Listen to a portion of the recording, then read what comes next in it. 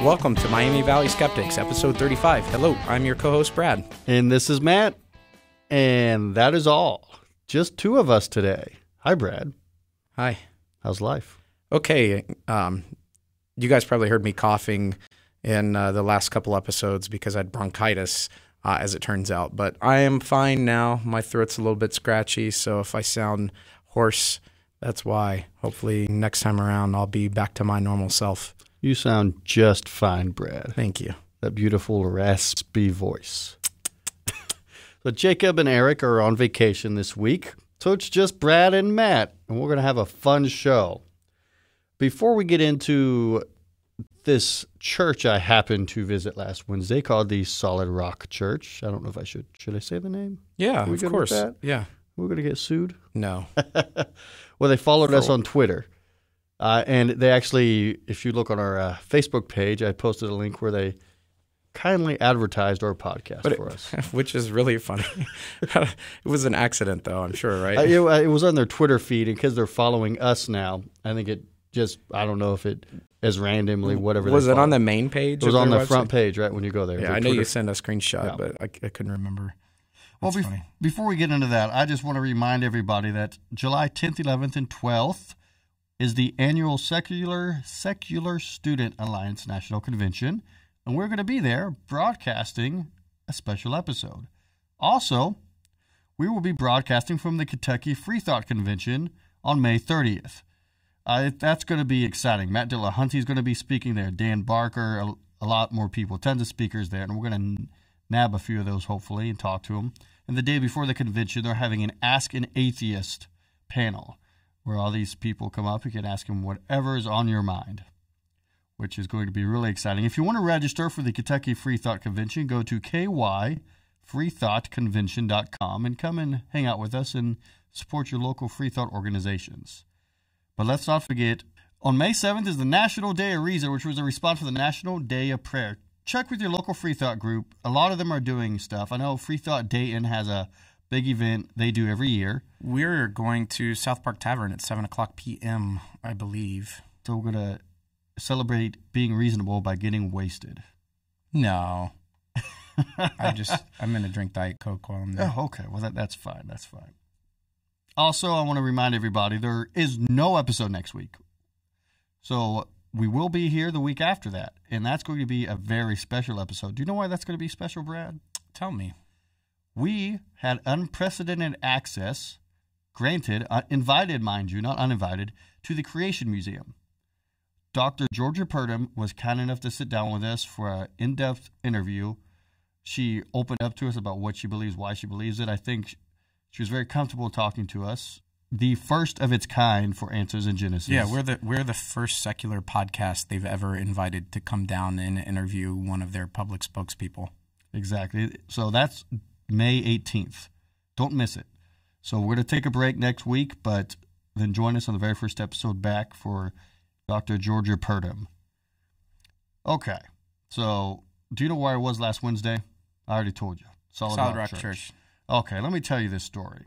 It's if you've been following me on Facebook, which some of you have, you kind of heard the lead up to this story. But for those who haven't been following me and are just joining me, if you're just joining me because of the YouTube video or the Pathos article, thank you for joining us. Let me tell you the story of what led up to this. It's just as interesting, maybe more interesting than the YouTube video itself. So I was following Josh Feuerstein on his Facebook page before he blocked me. And he posted a picture, which we could post that in the links, where he said he would be speaking at the Solid Rock Church. Like, oh, that's interesting. Okay, I want to go to this. So he said, email me or message me for special VIP tickets. I message him and say, hey, can I get 3 VIP tickets? He messages me back, sure, they'll be at the front desk for you. Okay, great. I'm going to just curious, see what this guy has to say. I go to the Solid Rock Church's website. No mention of it. None at all. It's kind of surprising because, the guy has a million plus followers on Facebook. Exactly. You would think that if somebody who is this well liked in the Christian community, or I guess could we call him an evangelical Christian? He's an evangelist. I don't know if Solid Rock Church is necessarily evangelical, or he's 2015 YouTube version of a televangelist. Yeah. So anyhow, but so you're right. You would think weird. they would say, "Hey, guess who's coming? To our church in Lebanon, Ohio." And I thought the same thing. So I emailed the church. No response. No response. And on the last, I think it was the last week's episode or 2 weeks ago, as of that point, I got no response. Well, they emailed me back the day after that episode came out and said, we don't know if Josh Feuerstein is coming. It's not a Josh Feuerstein event. It's a bull riding event. What the fuck? A bull riding event? Like, what are they? So, in a church? In or a was church. It outside? In a church. A bull riding event. Inside? Inside. So, yeah. So the look on your face was look on my face. A bull riding event in church. So I'm like, either way, I got to go see this thing. He then posts the day before the event, join me for a meet and greet after the service at the Solid Rock Church. So like, okay, what's this about? So is he speaking there? Or we don't know yet. We don't know yet. I don't know yet. I'm in the dark just like you. Okay, so I emailed the church. It said, hey, I have 3 VIP tickets to the Josh Feuerstein meet and greet. They emailed me back, within an hour, less than an hour, pretty quickly. Say, Josh Feuerstein is coming as a guest, pretty much. If he wants to do a meet and greet, he's welcome to do that on his own time. So this guy is so much of a get your shot glasses ready, a narcissist. Yeah. Well, I saw. Matt says that, by the way, because Jacob, in his absence, said he was going to take a shot every time Matt called Josh Feuerstein a narcissist on the show tonight. So, anyhow. Okay, so the ad that he put up on Facebook saying he was coming looked like legit. Like he made it himself. Right. The church had no knowledge. So Josh picks this random church in Cincinnati, Ohio. He's from Arizona. He is not known for his touring yet.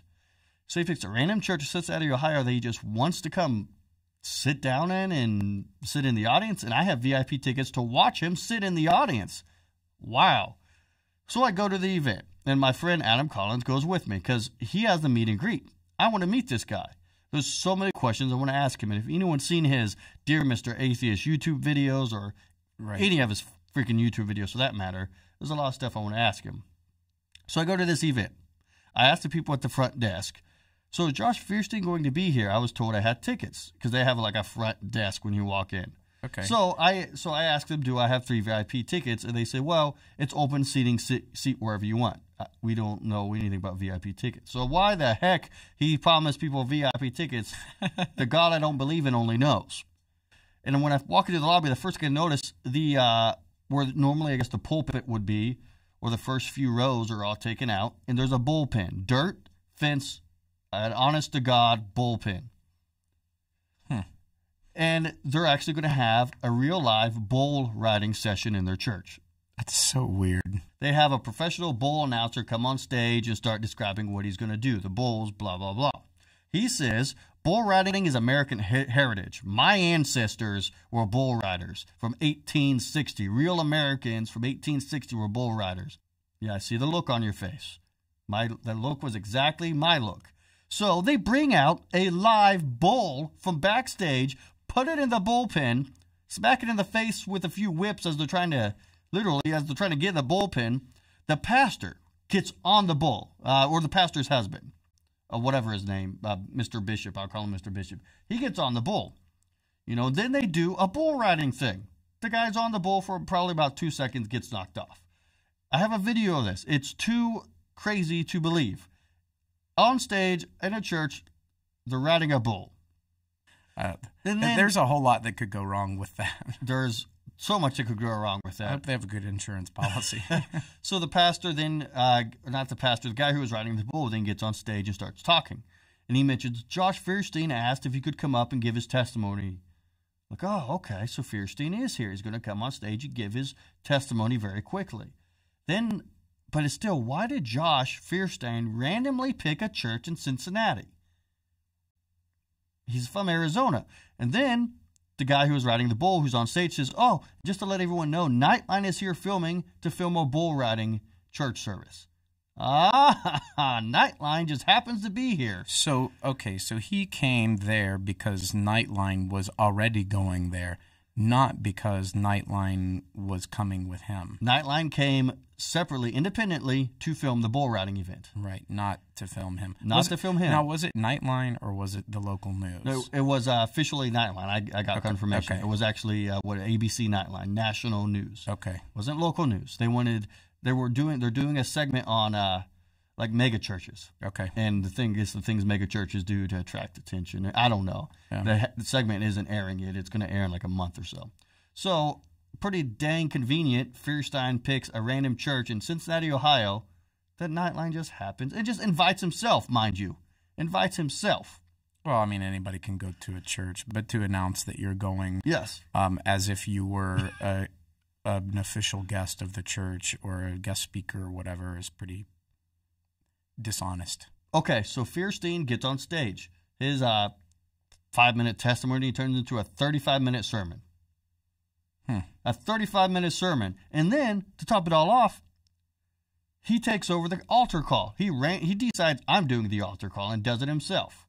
I have Feuerstein's whole sermon or testimony on video. I'm checking if I'm able to post that because it was private property.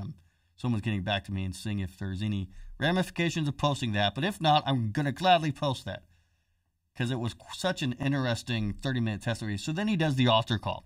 Tells people, close your eyes, raise your hands, and if you want, close your eyes, and if you want to be saved, and if my message touched you tonight, he was sure to say that. I have that in caps. My message touched you tonight. Raise your hand and devote your life to Jesus. So then he calls all the people up who raised their hands, and like probably 200 people go up stage.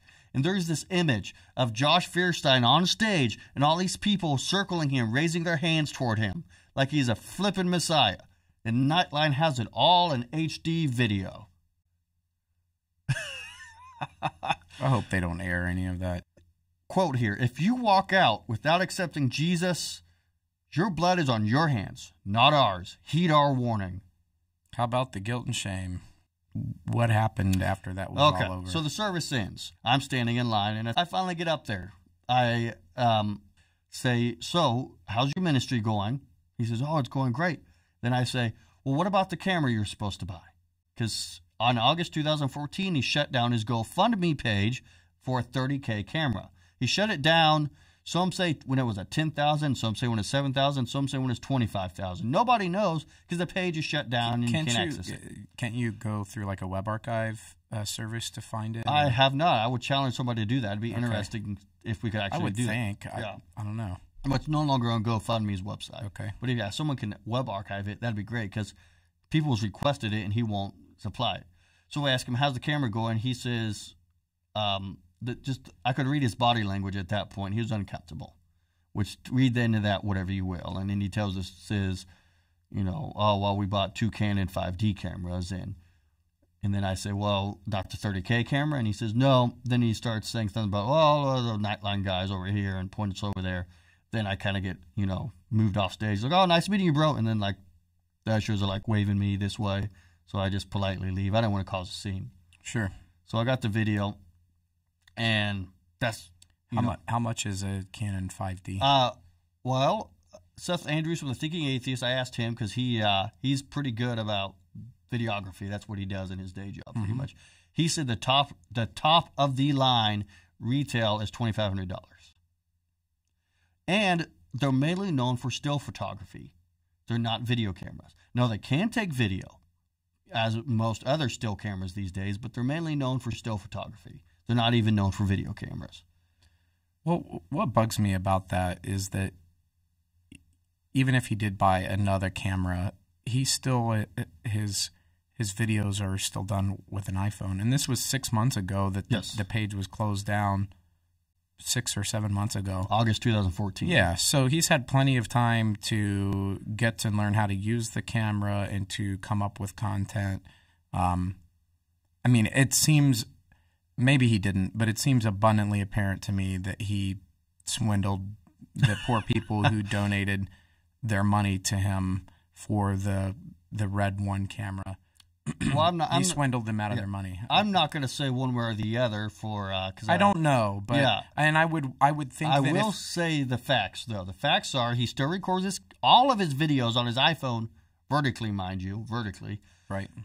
He claims he bought 2 cameras. I sent him an email saying, "Hey, I'm the guy you talked to at Solid Rock Church. I was going to ask you before the conversation was cut off is can you show proof of these cameras and a proof of purchase of the date when you bought the cameras?"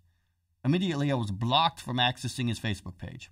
I had, politely, I wasn't rude. I never even said I was an atheist. For all he knows, I'm one of the people who donated to his cameras. Right. I was you can watch the video, I was very non-confrontational. I purposely was polite because my goal isn't to beat him up over his Dear Mr. Atheist video. My goal was to ask about the video camera. Sure. And the best way to do that is probably not to be threatening. He has a right to his views, but he doesn't have a right to steal from people. Yeah. And I would think, though, that if he, in fact, did purchase equipment with that money, he would have already made the effort to demonstrate that. And it's a very simple accusation to free yourself from. Right. Show a picture of the cameras. Show a date of the proof of purchase of the cameras. Or here's some stuff. Here's some clips of stuff that I'm working on right now that isn't ready yet. But at least so you know, I'm benefiting tremendously. And it seemed weird to me too that he didn't ask you, "Oh, did you donate money to my campaign? I really appreciate it. This has been so much fun for me, and I'm glad that I get such good feedback from the Christian community, and I'm glad you're a fan, and blah blah blah blah." But he didn't say any of that. He immediately tried to deflect your question. And it was completely obvious. He was visibly uncomfortable. Yep. Visibly uncomfortable when I asked him about the camera. And I was so watch the video. I'm very purposely being polite about it. I will say the shirt that he was wearing is very ugly. And somebody commented in the Facebook thread or on the YouTube comment section that it's clear he wasn't spending the money on his wardrobe. So it was pretty funny. But I've had a ton of messages from people saying every time they ask Josh that question. Even Jacob asked him the question. My wife asked him the question, just politely, "Hey, what happened to can we see this video camera you supposedly bought?" They get blocked immediately. People who's posted the video on his Facebook get blocked. So anytime someone brings up this video camera or wanting to see proof it even exists are immediately banned from his page. And we're not being confrontational. It's, for all he knows, some of these people who are asking this donated to him. Yeah. So, we'll see if he comes back and says anything. We can update the listeners on the show. Absolutely. And we've extended. I know Eric has, and maybe you did also, a formal invitation to him to come on the show to sort of clear the air. If he in fact did honestly spend that money for what he collected it for, then there's nothing for him to be ashamed about. He should come and tell us. We have no interest in attacking the guy's character if he's as honest and upstanding as people think he is. Absolutely. And if you're a listener and you're not yet blocked from Feuerstein's page, help the people out who are his followers and post the video, ask the question, "Where's the camera?" That's all you need to ask is, "Where's the camera?" It's such an easy thing for him, because doesn't Paul, in one of the legitimate Pauline epistles, say, those who lead the church should be above reproach and no blame could be brought against them? This is a blame being brought against someone who's leading the church, right? So as a Christian, even if you're a Christian, you should want to ask Mr. Feuerstein about this camera, because he should be above reproach and be able to very easily get this blame off him. Don't you agree, Brad? I agree. All right. Okay. Coming up next, we're going to talk to Shawn Jeffers.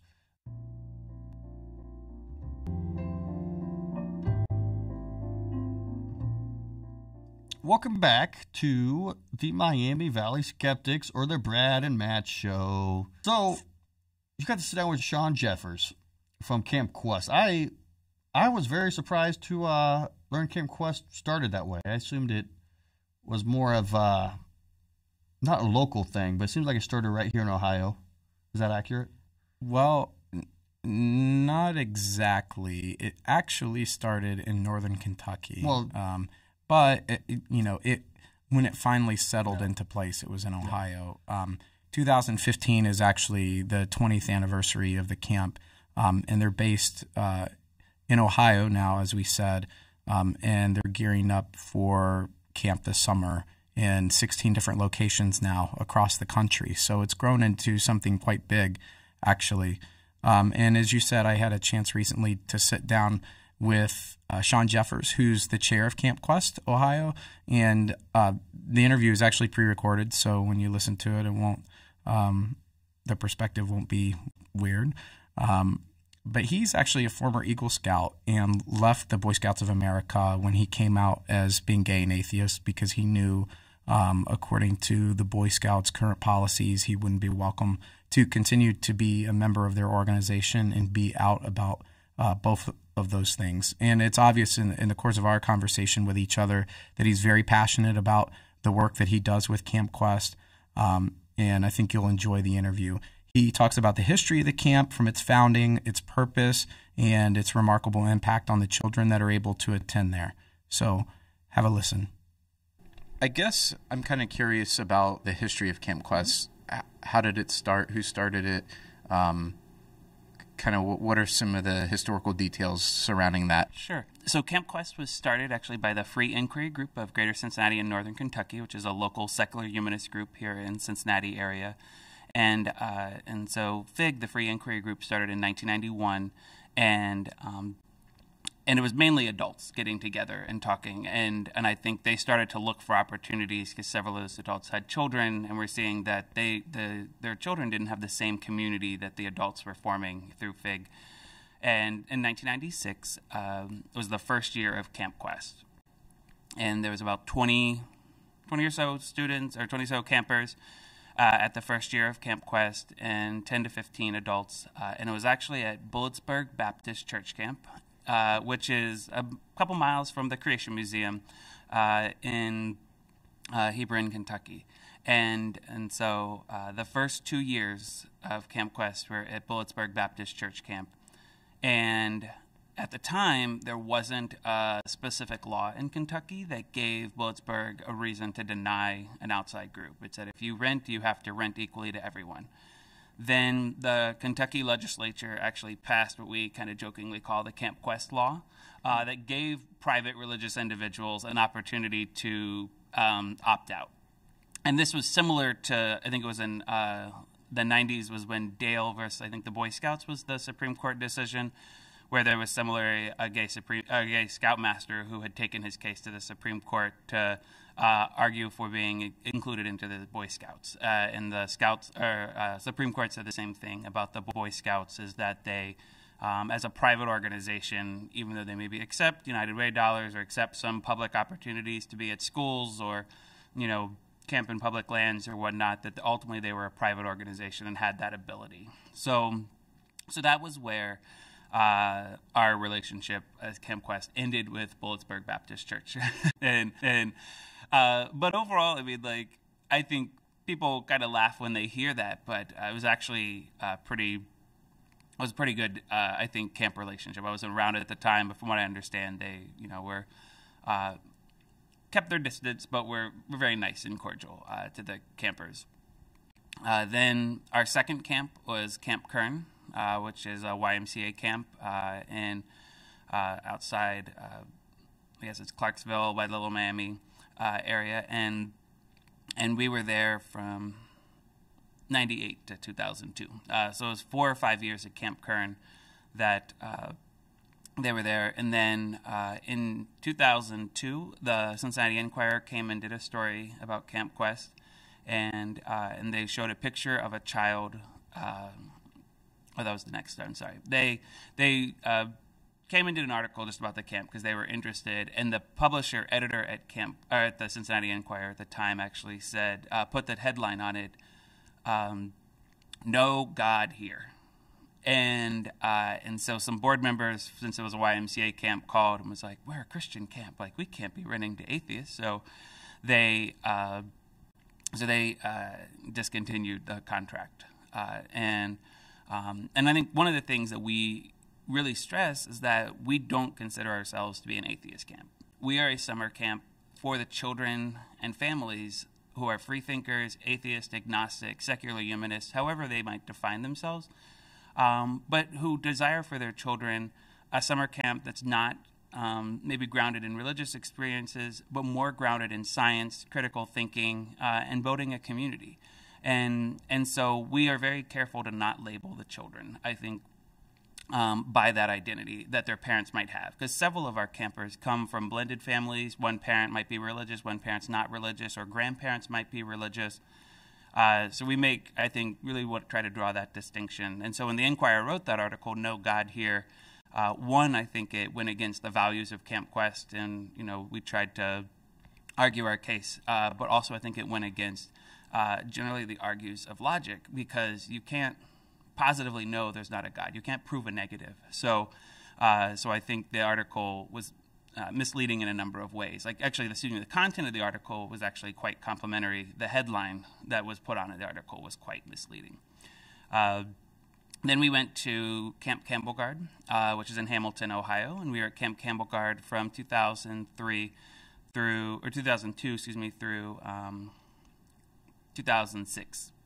So about 5 years at Camp Campbell-Guard, and that's also a YMCA camp. And in 2006, the Cincinnati Enquirer asked to come back, and we felt there had been enough of a distance, and we really talked to the reporter about what happened last time, and the reporter, gave us those assurances that it wouldn't happen. And this time they ran an article, and amazingly enough, the headline was, "No God Here, but there is horseback riding," and showed a picture of a child riding a horse. So it was a lot of all the same things, that there was a few Christian board members who raised objections, and the camp, kind of gave us some, encouraged us to look elsewhere. And I think at the time we were also thinking about other options. And so in 2007, we found Camp Graham. It's a 4-H camp in Clarksville, Ohio, and it has been our home since. And Camp Graham has been a wonderful location. The staff have been phenomenal in working with us. And 4-H itself, I think, is a really much better partner, because they have no religious, or confirmed religious tenets for membership in the 4-H. And so since it's also, a secular organization in that way, that I think we align a lot in values, and they've really been wonderful to work with. So so we've had since 2007, been at Camp Graham, and this year in 2015, we'll actually for the first time have 2 weeks of camp. So we've outgrown Camp Graham for 1 week, and we thought about looking at other places, but we've just enjoyed the relationship and the experience we've built there, so we've decided to add a second week. So we'll have 1 week in June and 1 week in July. Okay, you answered a ton of questions that I was going to... No, it's great. Just like I said, the more you talk, the better, I think.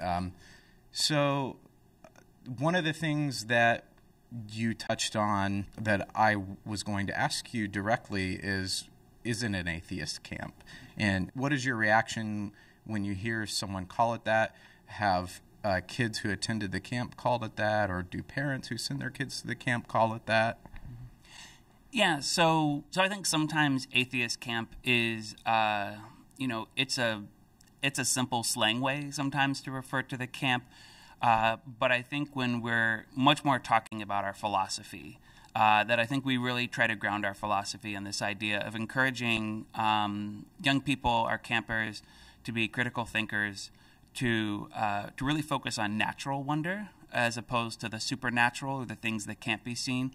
So really taking opportunities to think about that. And I think for a lot of young people today, that's an important aspect, that natural wonder, because we, children, adults, all of us, I think, spend a lot of time looking at screens, phones, computers, tablets, TVs, and sometimes forget to connect with the outdoors. And so I think at camp, that is one of the things that we kind of have a screen-free zone for campers. They're not allowed to bring phones, to build that community, but also to focus on that natural wonder. And so simply put, our mission statement is kind of, fun, friends, and free thought. And this idea of, free thought, I think, is really what we try to get the kids to, encourage them, that whatever you believe, because we've had religious children attend before, who are maybe from more religious or maybe liberal religious families, or Unitarian, Universalist, Humanist humanist or Reformed Jews, like in that and maybe just have a parent or a grandparent who wants to send them to camp, and so I think for us it's more whatever you end up believing, that the focus should be to question. I think to be that continual, to be that thought, to have that free thinking kind of, I guess that free thinking streak go through you as you go through life. That you kind of keep that as a core part of yourself. Is that you ask questions and you really think through those items. And so when parents do call me, because a lot of times parents will be like, so what's the philosophy of camp, like, and how's that work? And so when we were at a YMCA camp, there were other camps there, and I will tell them, like, when we were with other camps, we would have a separate dining location or a separate meal, just so there wasn't prayer, because a lot of summer camps kids go to, there are prayer, and that's something parents hate about camp, is that there's not prayers before meals, and that's something that's more maybe in line with those parents' values. But at the same point, we don't also, on the flip side, say that we expect everyone to be an atheist. Like most or a lot of our campers and counselors do identify as atheists. Some identify as agnostics or secular humanists in that vein. But I think our focus is not on being an atheist camp, but instead being a camp that encourages critical thinking. Is there a clear line that's drawn for campers between supernatural ideas and a natural critical thought process? Definitely. So the most I guess the most clear example that we use is the unicorn challenge. So at our weekly, we have 3 campfires during the week of summer camp, and at each of those campfires we have a portion of that campfire dedicated to the unicorn challenge. And the unicorn challenge is that to any camper who can disprove that there are not 2 invisible unicorns that roam the grounds of Camp Quest, they will get a godless $100 bill. And by godless $100 bill, it is a $100 bill that was put before 1954, when "In God We Trust" was added to the money. And so it's a lot of, and so a staff member will kind of take their rationale, their reasons for why these 2 unicorns cannot exist. And so campers will say things like, well, what's your proof? And the staff person could say, I believe, I have a book, my dad told me. And the campers might say, but you can't see them. And so one of the things that I remember, Edwin Kagan, who was the individual who was one of the founders of Camp Quest and founded this activity around the unicorns. And one of the things he would always say to campers is that the invisible and the non-existent look very much alike. And I think sometimes, like, a lot of the younger campers are so, they're just excited and want to raise their hands and say things and ask these questions, like, well, what color are they? Like, how do you know? And so it was like, if it's invisible, it doesn't have a color. Like, that's part of invisibility. And so, but getting them to really think logically about things, because ultimately you can't prove a negative. And I think that's one part of the camp, is that you can't prove a negative. And so that's another thing that I think we encourage the campers when we do some of our educational programs, is you can't prove that God doesn't exist. We might personally believe, because we've not seen evidence of a higher power or a God or a deity, but that doesn't mean it doesn't exist. We just choose to live our life without that being a focus. And so I think for the campers, I think a lot of people spend, unfortunately, a lot of time on the internet fighting and arguing with people who disagree with them. And for us, the idea of humanism is that you have a finite amount of time on this earth, and you should do good while you're on here. Whatever you perceive as doing good and working towards, whether that's promoting justice, promoting the arts, helping people in need, whatever it is, spending your life doing good. And that's, I think, a core humanist value. And so to the kids, I think, in our campers, a lot of times that's something we want to highlight, is that you can spend a whole lot of time arguing with people who believe in God or are religious and things, but at the end of the day, what's it going to matter? Like, you were right, whoop-de-doo. Like, the bigger thing is that what are the ways you can work with somebody who doesn't agree with you to still accomplish good? And so I think by doing this, the Unicorn Challenge, in essence, it gets them to question. It helps them see the rules of logic. But furthermore, what I really hope it does is and I think as you start to see campers get older, it's really exciting when we're all together at the campfire and the campers who are now teenagers, who when they were little kids, were having their hands up all the time, asking all these questions. And now as teenagers, they're starting to really understand. And one last summer, I remember she was like, that Unicorn Challenge, it's sneaky smart. It really is. It's really making me think now that I'm old enough to get the context for it. And so that's, I think, what's really exciting is that you don't have to, I think, sometimes hit kids over the head with it, but you allow them, you give them a point of view, you give them a perspective, and then allow them that opportunity to kind of spend some time thinking about it and seeing if it makes sense for them. Welcome back to Miami Valley Skeptics. Thanks for the interview, Brad. First thing I want to ask you coming out of the interview, was there anything that surprised you about Camp Quest? Yeah, he told me a lot. I didn't realize how big the camp had grown. Before the interview, I looked around on their website, and so I saw that, but I didn't really know anything about the programs that they provide for kids, which I thought were really interesting. And basically, it's just a camp. It's just a summer camp. It is not an atheist camp. It's not a camp designed to convince kids to be, God-hating heathens. Yeah, well, I would say, they don't convince kids to be God-hating heathens, but I would say it's not a neutral camp. I mean, obviously, when my son gets older, I'm going to look forward to sending him to Camp Quest if that's what he wants to do. But to say it's a neutral camp, I mean, their invisible unicorn is a direct correlation to the argument for God. Wouldn't you agree? I think it's an interesting discussion to have. I don't know that I would say it's neutral, but it's maybe we could say there's a spectrum and it's a little off the center of the spectrum. But there's no requirement for a child that attends that camp to be an atheist or to be a non-believer or to be secular. And he said in the interview that many of the children who attend come from families where maybe one parent is religious and the other one isn't. And they would both rather send their kid to a camp where they're not going to be directly encouraged or discouraged to believe any one thing. And in that vein, the purpose of the camp is just to promote critical thought and humanism. Mm-hmm. And so, yeah, the Unicorn Challenge doesn't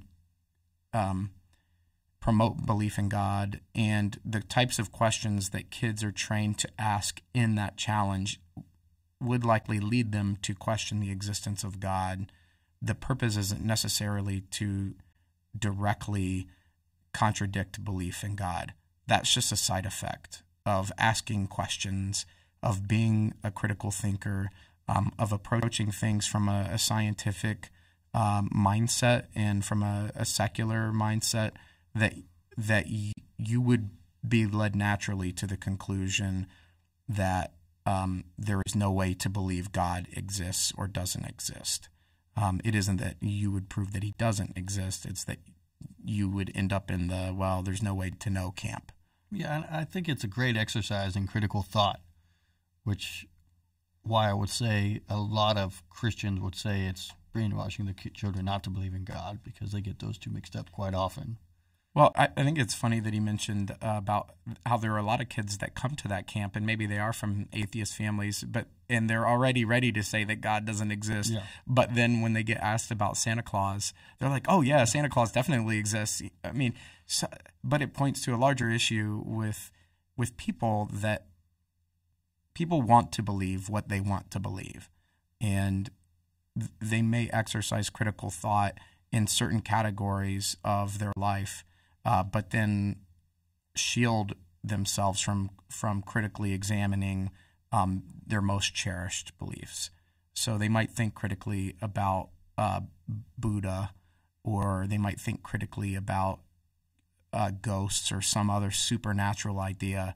But when it comes to belief in God, or in the case of some of these kids and belief in Santa Claus, they leave that unchallenged because they have such a level of fondness for belief in those individuals.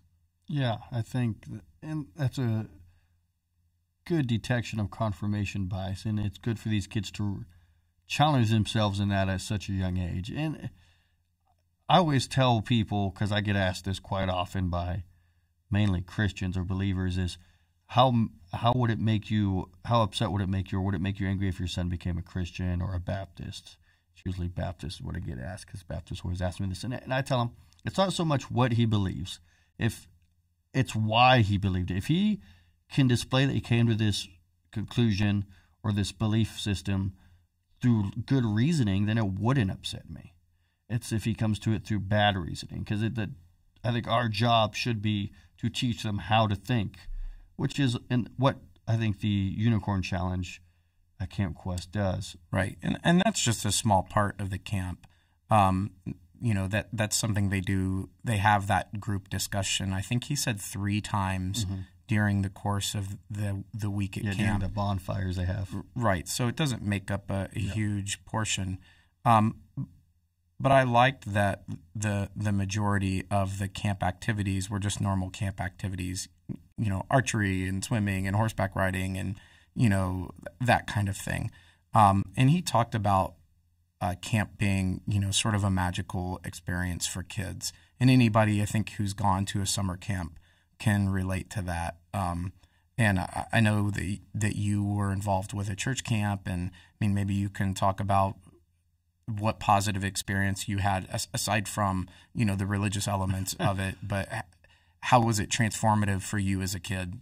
Well, in 2015 or even in 2006 and 2005 when I was there, getting away from technology, away from your normal routine of life for a week is that in itself is a magical experience. Sure. And then you're in nature where a lot of these kids are never in nature. And the experience is it breaks that mold that you're used to living every day. So here you are in a new setting with, new people, making new friends.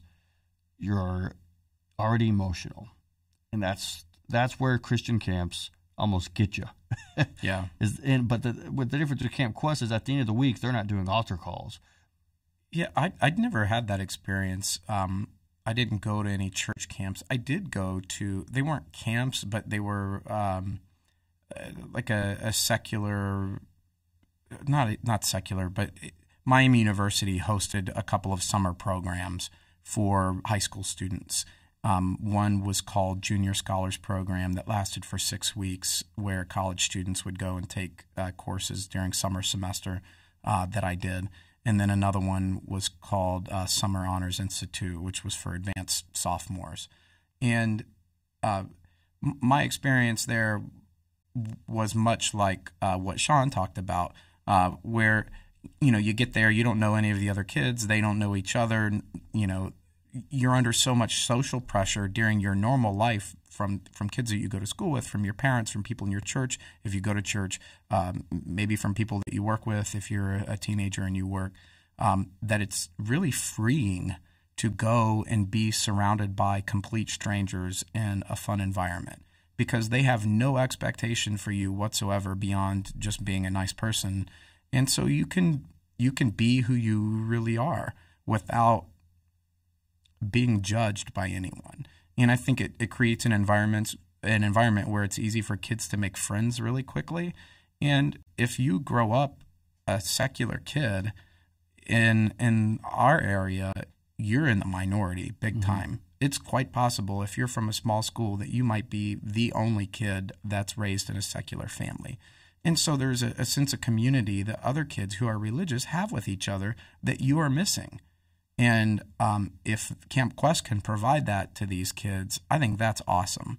And I, would want my kid to be a part of that for sure. She's unfortunately not old enough to go to Camp Quest yet. But I have friendships today that I made during those summer programs, 15, 16 years ago. And I imagine, a lot of it's because of Facebook and other social networking. We're able to stay in contact with each other. But I imagine I'll be friends with those people for the rest of my life. And that's a very valuable thing. Well, if you want to learn more about how to register for Camp Quest or even volunteer at the camp or donate to the camp, go to campquest.org and learn how to register. And if you want to send your kids, you can volunteer. There's so much information on that website, campquest.org. And thanks again to Shawn for the interview. Great guy. I look forward to seeing the camp continue to grow. I know they're in the middle of a growth project, or they're getting ready to start it, that they would like to have 2,000 campers by 2020. So it's ambitious, but they can get there with the support of volunteers and anyone who's able to donate money. It's a nonprofit organization. You can donate money at the same website that Matt mentioned. So please check it out. And don't forget, there's no episode next week. We'll be taking a break, but on May 18th, when we come back, the interview with Georgia Purdom, the PhD from Answers in Genesis. And be sure to like us on Facebook, rate us on iTunes and Stitcher, and follow us on Twitter at the MVSkeptics. And you can also find episodes on our website, MiamiValleySkeptics.com. Thank you. Talk to you next time. Bye.